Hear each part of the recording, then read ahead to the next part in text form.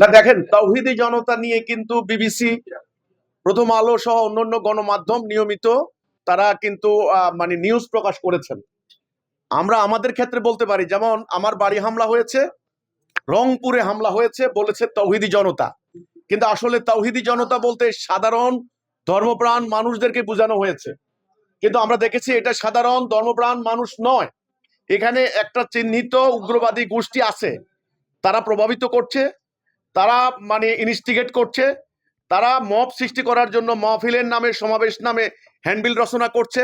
তাদের নির্দিষ্ট বাহিনী আছে, তারা ফেসবুকে সেই বাহিনীগুলিকে তারা আপনার লাগিয়ে দিচ্ছে, সে ফেসবুকে তারা কন্টিনিউয়াস একটা মানে প্রোপাগান্ডা সৃষ্টি করছে। মানে তাহলে এই ঘটনাটা কিন্তু একটা পরিকল্পিত ঘটনা।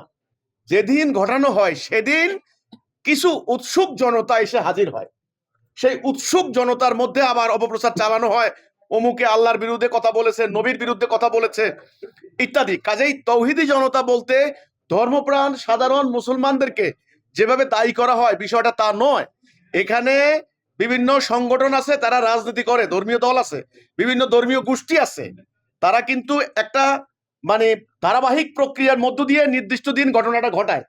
আগে সোশ্যাল মিডিয়া প্রচার করে, তারপরে হ্যান্ডবিল ছাপায়, এরপরে মাহফিল করে, তারপরে একটা জনসভা করে, দেন আস্তে আস্তে আস্তে আস্তে পরিস্থিতিটাকে ঘোলাটে করে। পরে যখন ঘটনা ঘটায়, স্বাভাবিকভাবেই কিছু লোক আছে লুটতরাজ করতে চায়, কিছু লোক আছে পারিপার্শ্বিক ভাবে শত্রুতা আছে, ওরা শত্রুতা মানে উদ্ধার করতে চায়, আবার কিছু লোক আছে উৎসুক জনতা।